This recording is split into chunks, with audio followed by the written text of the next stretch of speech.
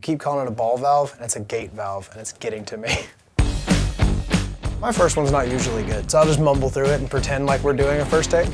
Hey guys, it's Taylor with Brothers on the Side. We were out here today to swap out a water heater, but I've just checked the pressure on the system, and we're reading entirely too high, which means the PRV's gone bad. Let's go find that.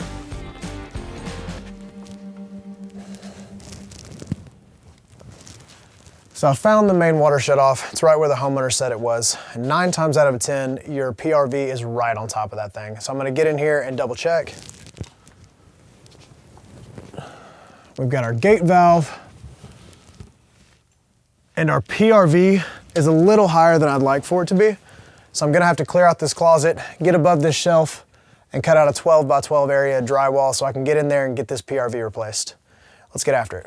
All right, now that we've got ourselves a little bit more room to work, I'm gonna go out to the street and kill the water there, because the first thing I wanna do is cut out this old gate valve and go back with a brand new SharkBite ball valve. From there, I'm gonna cut a 12 by 12 section of drywall just above this shelf here, cut it out, get our new PRV put in, and replace a small bit of PEX in between.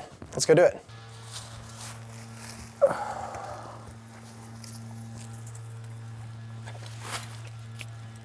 So the first thing we need to do is kill this water here at the street to make sure we can cut out that old valve and get our new ball valve put in place.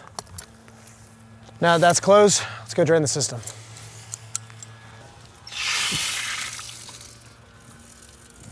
All right, so we have it open outside, but I also need to open a few fixtures inside, because right now it's getting airlocked and it's like putting your thumb over a straw. You're never gonna get the water out that way. So I'm gonna introduce as much air into this system as I can. And because this is right near where we're working, I'm gonna go ahead and open all the fixtures in here.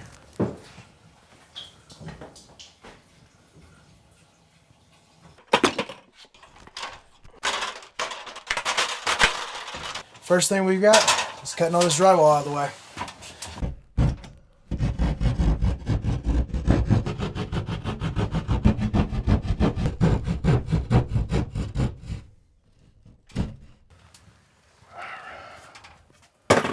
And there's our PRV.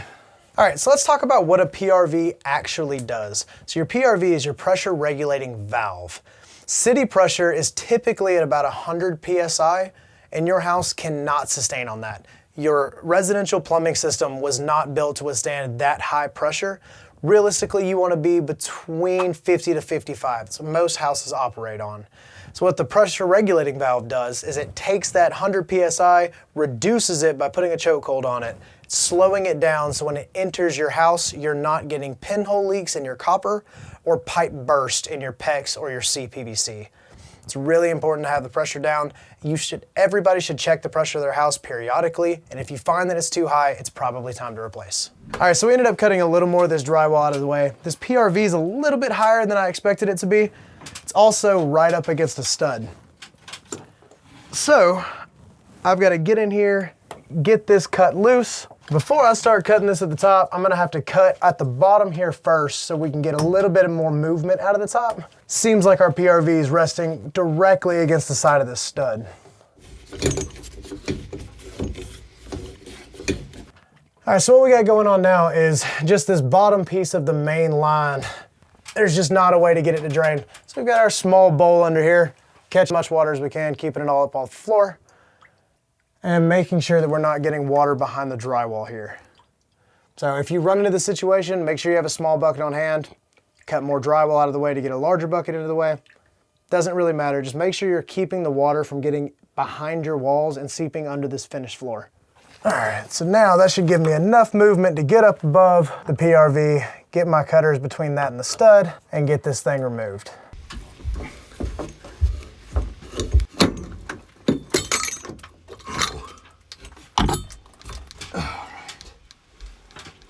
And there's our bad PRV. So now we have to make one more cut down here below our gate valve and get this old valve moved out of the way.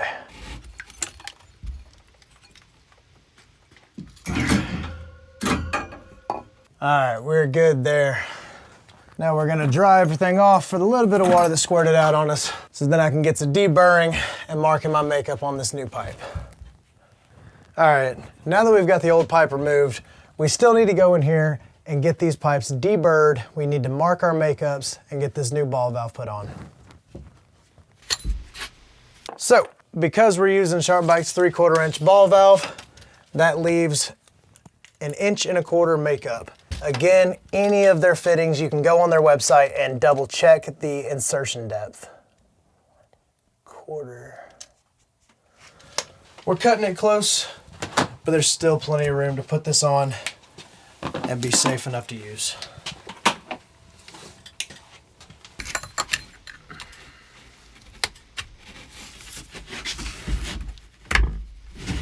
And down to our makeup mark. There we go.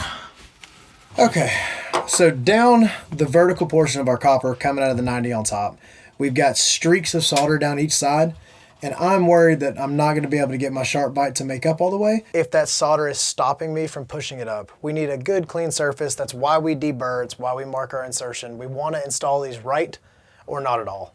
So I need to make sure I cut a little bit higher to get that clean portion of pipe that we need to put on our new fittings.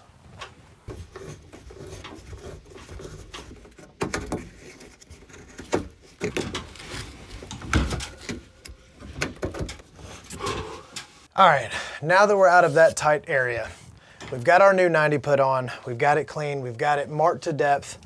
What we're gonna do now is go ahead and insert a new piece of PEX up there, mark our insertion out here, and drop this PRV down. It was entirely too high, it's caught up in the studs, and we really wanna make sure that this thing is accessible, so in the future, if this ever goes bad again, we can replace it. We're still using our 3/4 inch SharkBite Max, so we're still going 1.25 inch insertion depth. So we're gonna go ahead and mark that on here, get our new pipe in there, cut it to the right height that we wanna drop this PRV to, and get this new one installed.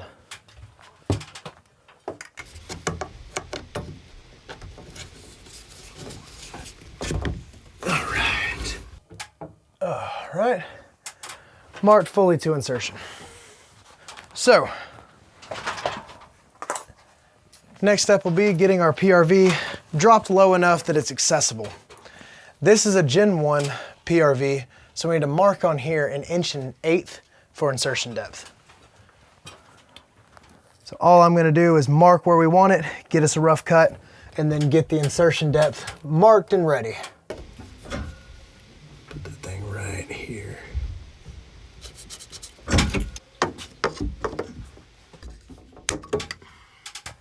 With this being Gen 1, I want to make sure I mark 1.1 inch from the bottom.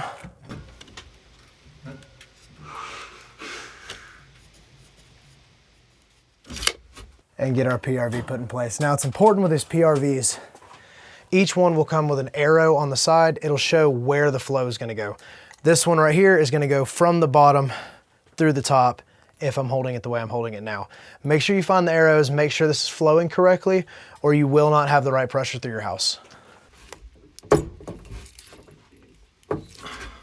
All right, now that piece is in there, we're gonna go ahead, get our extra piece of pipe, measure the last bit of difference, deburr each side, and mark insertion depth on each side.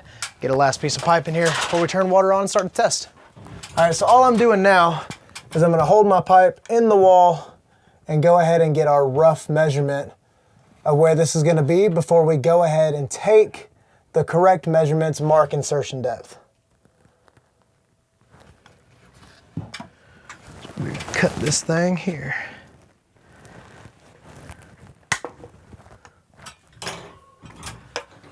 Go ahead and deburr on both sides since we're out here. And we gotta remember, on the bottom we have a SharkBite Pro Max ball valve, and on top we have a Gen 1 PRV. So we need to make sure that we label our pipe as we insert it, which one's the top, which one's the bottom, and then mark for our insertion depths there so we don't get it confused when we go into the wall. So what I'm gonna do is on top is our Gen 1 PRV. That one gets 1.1 inch. Go ahead and mark that here. And on the bottom is our SharkBite Max, which is 1.25 inch. So we'll go ahead and mark that on the bottom. That way we can be sure that both of them get inserted to full depth and we have nothing to worry about. All right, so now I'm gonna start with the bottom.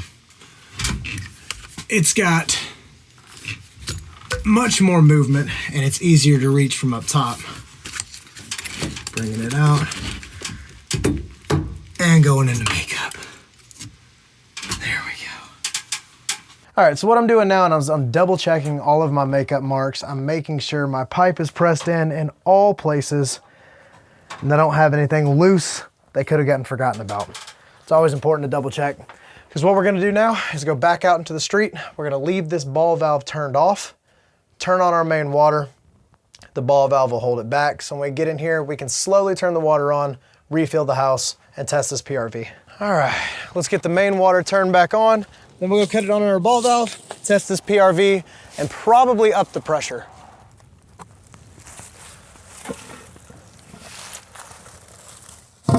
Now that we've got the water on the street and we know that our ball valve is holding, it's time to slowly turn on our ball valve, refill the house, and check for leaks.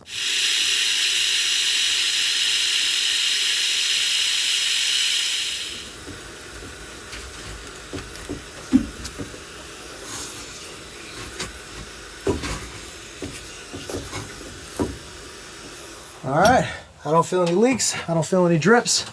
Time to go air out the system.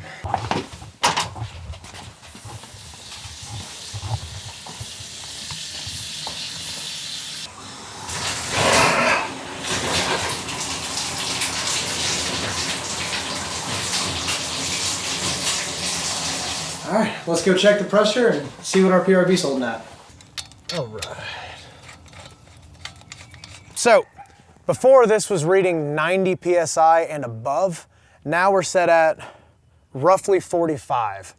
So the safe operated pressure of a house is between 45 and 60, and the PRVs come preset from the manufacturer, and that varies between each model. So it's always important after you install one to come outside, check the pressure yourself, because now we're gonna go inside and bump this pressure up a little bit. All right, so we just got done checking the pressure on this system with the new PRV. It's reading 45 right now. Realistically, we want to get that up to about 55. So let's show you how to get it done. So all we have to do is loosen the setting nut here. We're going to loosen it just a bit, and we're going to turn this screw to the right. So as I tighten this screw in, it's going to up the pressure in the entire system. We're looking for 10 PSI. Realistically, I'm going to turn it until it feels right. And then we're gonna go outside and double check. It's always important to go outside, get the actual reading. Don't just assume you got it right on the first try. Once you've tightened it up, make sure to retighten your setting screw and go outside and test. So we've just adjusted our PRV. Let's see what we're reading now. Reading at about 55 PSI, which is right where we wanna be. Let's go make sure our setting screw's tight, clean up, and hit the road. Okay, so today we changed out a PRV, we took out an old gate valve, and we gave our customer an upgraded SharkBite ball valve. This was not the simplest change out in the world, but one of the most important. You can't have your house running on too high a pressure. It's important to make sure your standard operating pressure is present in the house and that you're not overusing your system. For products used in today's video, check the description below. We'll see you on the next one.